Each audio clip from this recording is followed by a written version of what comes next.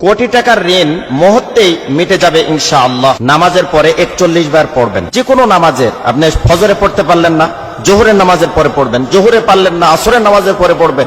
আসরে পারলেন না, মাগরিবের নামাজের পরে পড়বেন। মাগরিবে পারলেন না, এশার সালাতের পরে আপনি পড়বেন। যদি আপনি পড়তে পারেন 41 বার, আর মনের ভিতরে যদি আপনার সঠিক তামান্না এবং বিশ্বাস যদি থাকে, কোটি কোটি টাকার যদি আপনি ঋণের মধ্যে থাকেন, ইনশাআল্লাহ আল্লাহ পাক আপনাকে পরিত্রাণ দিবে। তো আল্লাহ পাক তো আমাকে আপনাকে হেফাজত করবে। আমরা তো ভুলের মধ্যে কেউ নয়।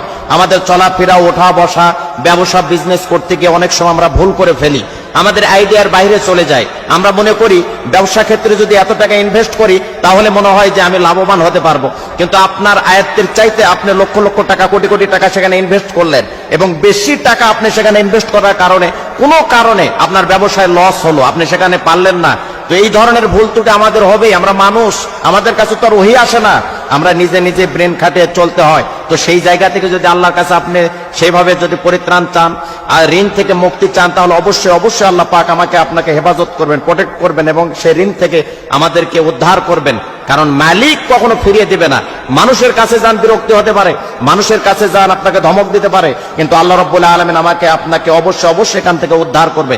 আমি যে নিয়মে বলবো, এই নিয়মে যদি আপনি আমল করেন, ইনশাআল্লাহ কোটি টাকার ঋণের মধ্যে জর্জরিত থাকলে, বিপদে থাকলে, মুসিবতে থাকলে, উৎকণ্ঠার মধ্যে থাকলে, পেরেশানির মধ্যে যদি আপনি থাকি, অবশ্যই আল্লাহ রাব্বুল আলামিন আমাদেরকে হেফাজত করবেনই। তবে আমলের মধ্যে ভুল করা যাবে না। খুব মনোযোগ দিয়ে শোনার চেষ্টা করুন।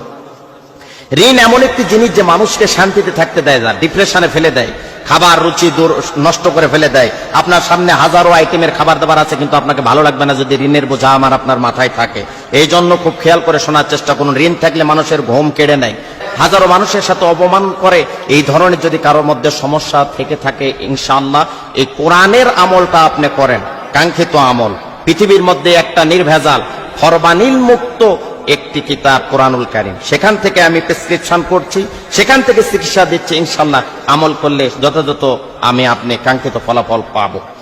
এশার নামাজের পরে করলে আমলটা বেশি ভালো হয়। যদি কোনো কারণে এশার নামাজের পরে না পারেন, তাহলে অবশ্যই আপনি অন্যান্য নামাজের পরে করবেন।